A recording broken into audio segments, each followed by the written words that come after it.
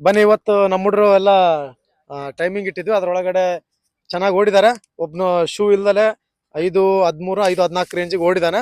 Next 5:15, next ಬಂದ್ಬಿಟ್ಟು 5:26. ಸ್ವಲ್ಪ ಹೊಟ್ಟೆ ಪೇನದಿಂದ ಡೌನ್ ಮಾಡಿದೆ, ಇಲ್ಲಾಂದ್ರೆ ಇನ್ನೊಂದು ಕೂಡ 5:15 ಒಳಗಡೆ ಬರ್ತೈತಿ. ಇವ್ರ ಎಕ್ಸ್ಪೀರಿಯನ್ಸ್ ಇವತ್ತು ತಿಳ್ಕೊಳ್ರಿ, ಬರೋ ರ್ಯಾಲಿ ನೆಕ್ಸ್ಟ್ ತುಂಬಾ ಹೆಲ್ಪ್ ಆಗುತ್ತೆ.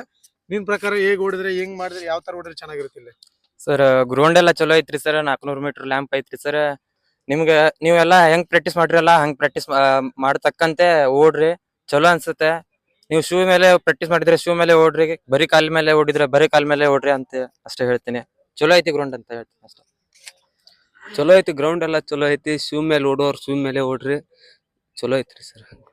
ಅನ್ವರ 400 ಮೀಟರ್ ಎಲ್ಲ ಪರ್ ಲ್ಯಾಪ್ ಇದೆ. ಶೂಸ್ ಮುಂದೆ ಶೂಸ್ ಇಟ್ಕೊಂಡು ಎಲ್ಲ ಯಾರು ಪ್ರಾಕ್ಟೀಸ್ ಮಾಡಿದ್ರೆ ಶೂಸ್ ಲಿಂದಾನೇ ಓಡಿ, ಬರಗಾಳಿ ಯಾರು ಪ್ರಾಕ್ಟೀಸ್ ಮಾಡಿದ್ರೆ ಬರಗಾಳಿನೇ ಓಡಿ ಅಂತ ನಾ ಹೇಳ್ತೀನಿ. ಏನ್ ತೊಂದ್ರೆ ಇಲ್ಲ, ನಿಮ್ ಹೆಂಗ್ ಪ್ರಾಕ್ಟೀಸ್ ಮಾಡ್ತಿರೋ, ಯಾವ ರೀತಿ ಹೊಡಿತೋ ಅದೇ ರೀತಿ ಹೊಡಿ. ಚೆನ್ನಾಗ್ ಬರುತ್ತೆ ಟೈಮಿಂಗು, ಗಾಬರಿ ಹಾಕಿ ಹೋಗ್ಬೇಡಿ. ಎಲ್ರಿಗೂ ಇರುತ್ತೆ ಭಯ ಅನ್ನೋದು. 200 ಮೀಟರ್ ಇರುತ್ತೆ ಅಷ್ಟೇ. ಅದಾದ್ಮೇಲೆ ನಿಮ್ ಕಂಟ್ರೋಲ್, ನೀವು ನಿಮ್ ಬಾಡಿ ನಿಮ್ ಕಂಟ್ರೋಲ್ ತಗೊಳ್ಳಿ. ಚೆನ್ನಾಗಿ ರೇಸ್ ಬರುತ್ತೆ. ಎಲ್ರಿಗೂ ಒಳ್ಳೇದಾಗ್ಲಿ.